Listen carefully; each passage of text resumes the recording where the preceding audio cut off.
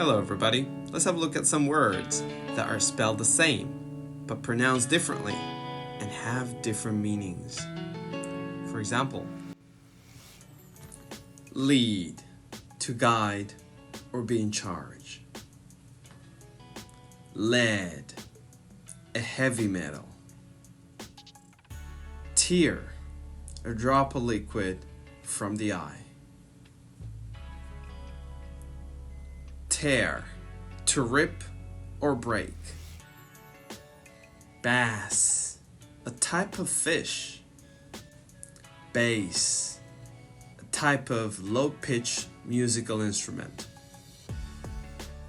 Wind, moving air. Waɪnd, to twist or turn. Bow, a decorative knot, usually tied with a ribbon. Bow, to bend your body forward as a gesture of respect. Row, a line or series. Row, an argument or a fight. Live, to be alive or to reside. Live, happening now, not recorded.